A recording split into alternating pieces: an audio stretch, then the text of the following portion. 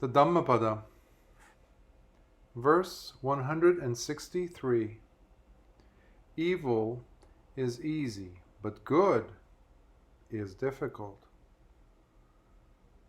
Sukarani asadhuni attano ahitani cha yang ve hitang cha sadhun cha tang ve parama dukkharam.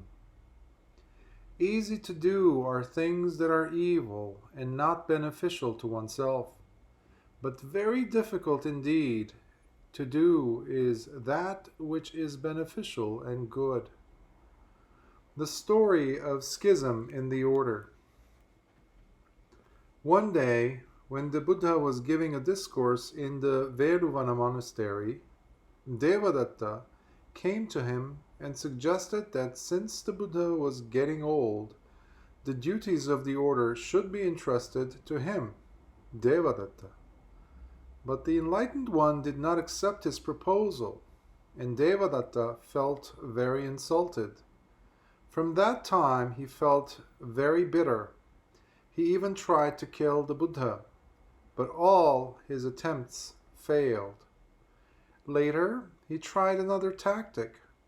This time he came to him and proposed 5 rules of discipline for the bhikkhus to observe throughout their lives. He proposed, for one, that the bhikkhus should live in the forest. 2, that they should live only on food received on alms rounds. 3, that they should wear robes made only from pieces of cloth collected from rubbish heaps. 4, that they should reside under trees. And 5, that they should not take fish or meat. The Buddha did not have any objections to these rules and did not restrict those who were personally willing to observe them, but for various valid considerations, he was not prepared to introduce these rules of discipline as binding laws on the order in general. Devadatta claimed that the rules proposed by him were much better than the existing rules of discipline, and some new bhikkhus agreed with him.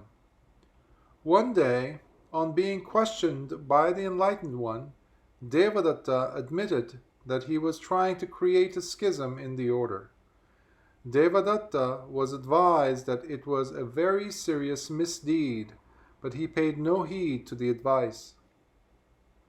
Later, Devadatta informed Venerable Ananda that from that day onwards he would observe all his religious activities and perform monastic duties separately from the order instituted by the Buddha. Ananda then reported the matter to the Master.